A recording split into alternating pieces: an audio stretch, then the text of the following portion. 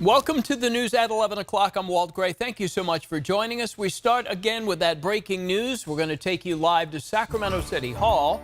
Mayor Steinburg announced just moments ago officially he is not seeking re-election for a third term as mayor. We're going to listen in right now.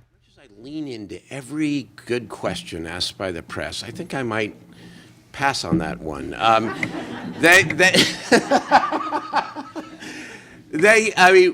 I know here in the city we have an independent commission that determines whether or not our salaries go up or down or in between. I know when I was in the legislature, same thing. Took a 17% pay cut at one point, and so you live with the good and with the raise, and you accept the other. It's different in the county, and I really am not going to judge it or make a comment on it.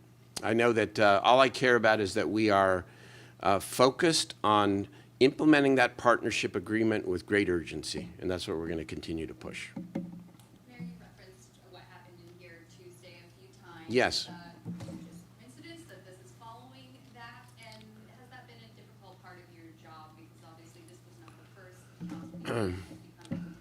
Well, I wanted to do it here on purpose, and we had planned this before Tuesday, so we didn't know that would happen. But I absolutely wanted to do this in the people's chambers, because I think it sends an important message that this is the people's chambers.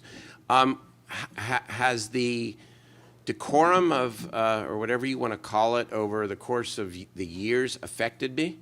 You better believe it has. It's affected every one of us.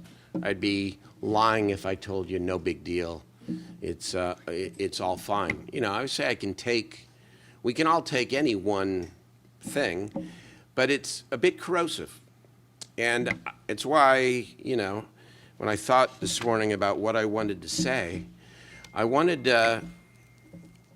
to try to uplift this idea that aside from bigots, because I really do accept them, aside from bigots, there are deeply held legitimate feelings in this community about the direction of the city and about what we should be prioritizing and doing better.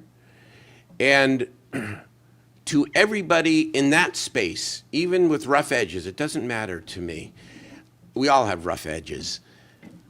I hope that we can see each other as friends, not as enemies, to paraphrase Lincoln, and that we try harder to work better with each other.